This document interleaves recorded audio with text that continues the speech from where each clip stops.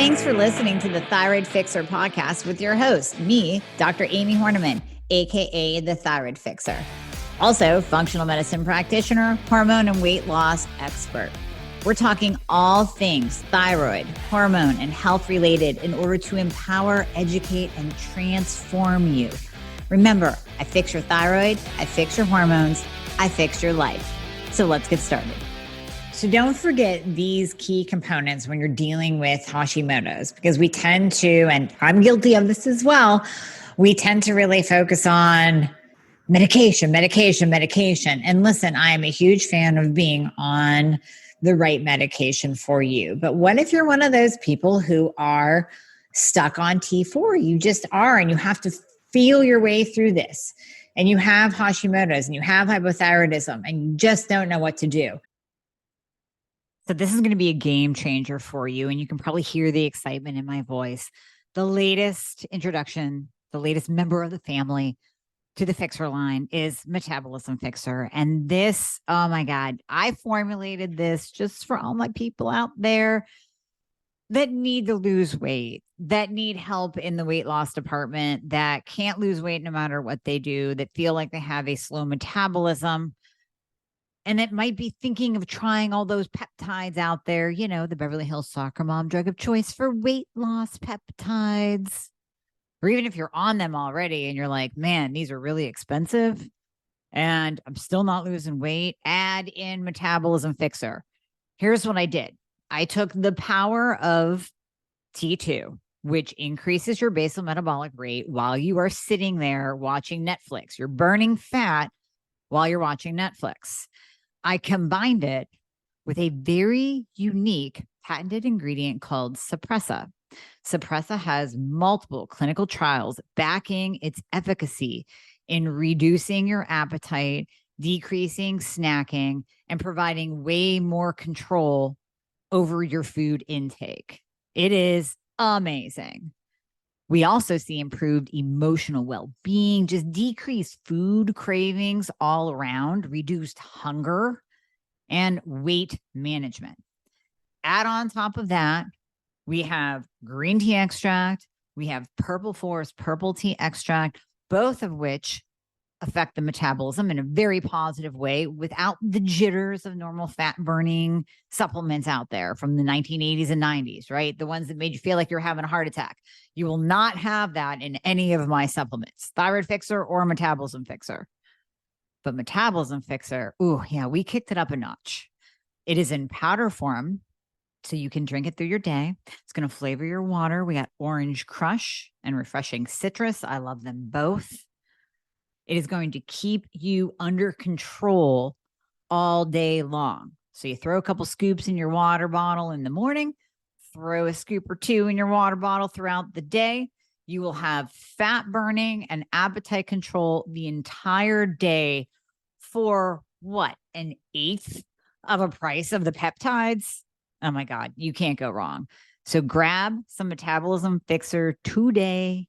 Please let me know how you do on it. I am super excited for you. Super excited.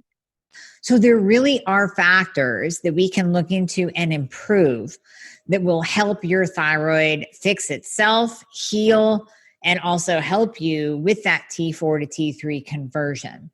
So this is for all my people who are stuck and they're like, I want more answers. I'm not optimized yet. There has to be a way to figure this out. There has to be other things I can do to fix myself. There has to be a natural way to fix what is going on with me. So whenever we're talking about Hashimoto's, we're talking about an autoimmune condition. So the problem starts with your immune system.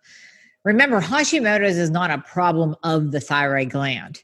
It's a problem with your immune system thinking that the thyroid gland is an enemy. So the little soldier analogy, soldiers go out, they attack your thyroid, and that's not a good thing. We don't want the soldiers attacking your thyroid gland. We want to heal the immune system, get to that root cause of the Hashimoto's and address the immune system and tell those soldiers to stop attacking the thyroid gland.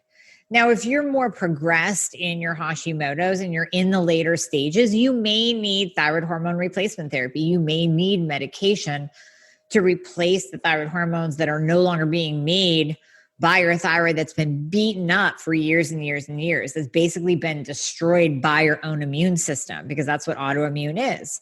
It's your immune system destroying that gland, that organ, your joint in the case of RA, your brain and spinal cord in the case of MS. It's your immune system actually attacking a part of your body that it believes is an invader, and it's not a good guy. It's just confused. It's really confused. We have to unconfuse your immune system, make it chill out, get the soldiers back in their barracks. They can just hang out there the rest of their lives. They don't need to go out and attack anything. There's no war going on that we need them. So in doing so, we have to look at inflammation. So what is causing inflammation? Are you eating gluten? First of all, that is a huge inflammatory agent in all of our bodies, autoimmune or not. And the other thing about gluten is that it mimics the thyroid gland. So your soldiers, when you eat gluten, they go out and they go, rah, we got to attack the gluten. And then we go, oh, over here, we're going to attack your thyroid gland as well. So when you eat gluten, you get kind of a double attack on your thyroid. That's why a lot of times hypothyroid or Hashimoto patients will feel like crap after they eat gluten. And it's not necessarily, the gluten itself is causing an inflammatory response in the body. And yes, they could have non-celiac gluten sensitivity. They could even have celiac disease that's gone undiagnosed, and that's going to make you feel like garbage. But you're also down-regulating your thyroid. You're sending the troops out to kick your thyroid's ass, and it's going to beat it up until it's not working properly. So you might have a few days of extreme fatigue and weight gain and just an autoimmune flare because you ate gluten and your thyroid got attacked, and now it's not working so well. So that's one big cause of Hashimoto's flares and why your thyroid isn't working properly. You got to take the gluten out. Now, the other cause is liver detoxification. If your liver is not processing things properly, you're going to have an overall immune system flare and an autoimmune response and full body inflammation. So we have to look and make sure that your liver is functioning properly. That's why I like doing a detox once a quarter, just to make sure that everything is being filtered through the liver. We also have to look at any other sources of inflammation like underlying infections. Do you have Epstein-Barr?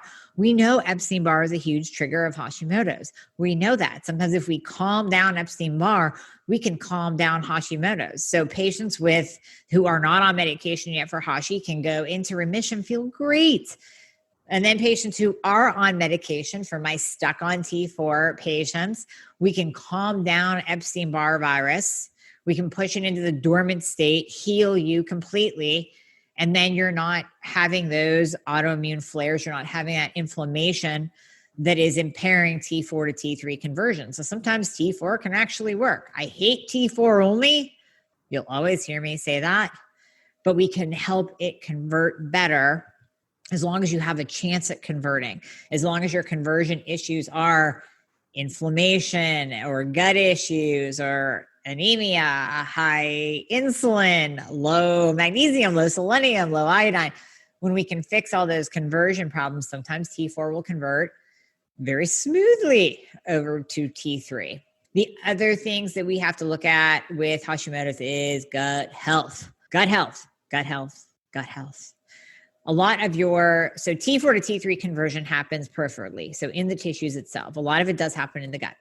We want your gut to be healthy. If the gut is inflamed and everything is going on in the gut, like you have low beneficial bacteria, you have H. pylori, you have parasites, you have low digestive function, like elastase is all messed up. Your SIG-A, secretory IgA, is low. That's your first line of defense in your gut, your immune system of your gut. If all of that is a disaster, there is no way T4 to T3 conversion is going to happen. You are going to be a ball of autoimmunity. You're going to be a ball of inflammation.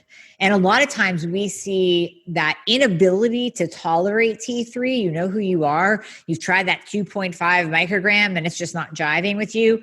Usually starts in the gut.